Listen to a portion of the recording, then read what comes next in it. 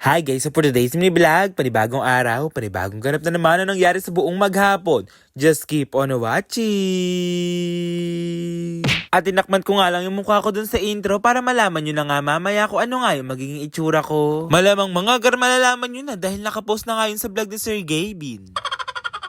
At syempre, saan ba kami magpapamakeup? Dito na nga lang talaga kay Bastery dahil suking-suki na nga kami dito. Kaya ayun nga, ayun yan pala si Sir Christopher. Siya nga pala yung mag-aayos sa akin. At ito nga lang yung mga susuotin ko. Namimili pa nga lang kami dito, guys. At syempre, damit nga pala na Tita Beth yan. Sorry, Tita Beth. Biglaan lang kasi talaga to.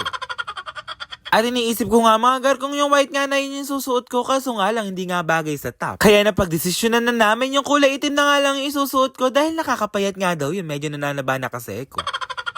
Pinag-isipan na nga namin yung wig at ayan nga guys, nalinisan na nga ni Sir Christopher yung mukha ko dito. Parang napakadumi naman yata kasi talaga ng mukha ko kaya nililinisan niya yan.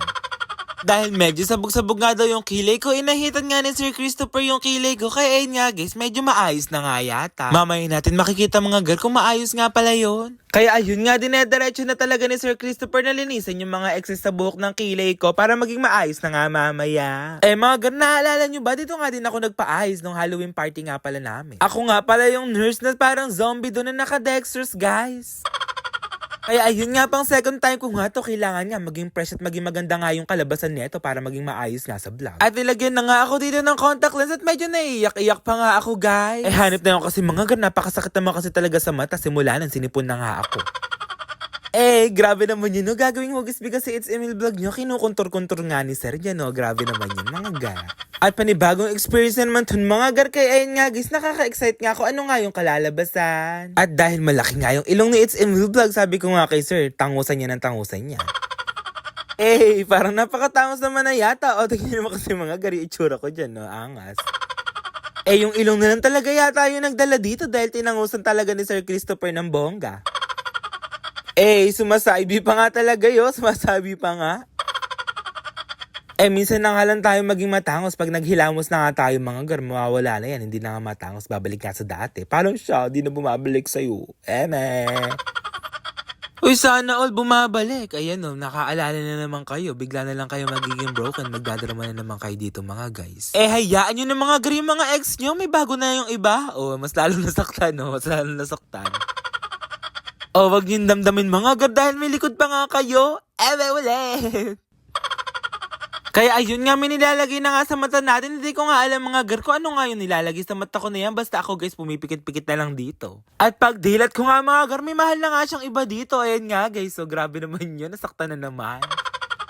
Nasa 40% na nga yung itsura ko dito. Hindi ko nga alam mga guys kung i-improve pa nga to. Pero sabi nga nila, i-improve pa nga daw nila sir to. Malaki nga yung tiwala ko sa Bastery dahil napakahusay naman talaga nila mag-makeup. At saka nga pala mga gan, napakababait nga pala ng mga to kapag inaayusan nga pala ako. At nilagyan na nga pala ako ng pilikmata dito. Tignan nyo nga guys, yung mata ko buhay na nga. Malapit na yata matapos dahil nga nalagyan na nga yung mata ko dito. At ayun nga guys, inayos na nga din yung kilay ko. Plakadong-plakadong. It's Emil vlog nyo. At the party, heads all parallel to the floor. Mikey promised he'd tag me, bet he won't. What a straight up liar. Was it so quiet? We're all alive, but you can't tell, 'cause we're so bored. Light it up. Will someone hurry up and do something fun to show us we're not numb? Loko, di nyo kaya. Tignan nyo nga mga guys. Take note, ang It's Emil vlog nyo sa totoong buhay, straight nga po pala ako. Mainhin at malambot nga lang talaga ako magsalita. Pero ayun nga guys, tignan nyo nga talaga itsura ko dito. Napakaangas.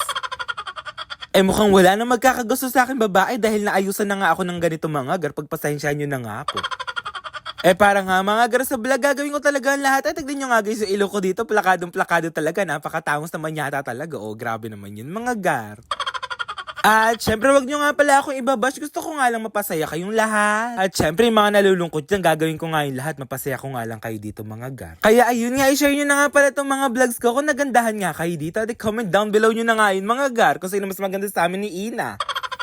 O alam ko mga gar, mas maganda ako kay Ina dito kapag inayusan nga guys. Ay ayun nga, nag-video nga lang kami dito ni Kelsey at ayun nga guys, so bagay na bagay naman yata. Parang napakalaki naman yata ng tiyan ko dito for today's video.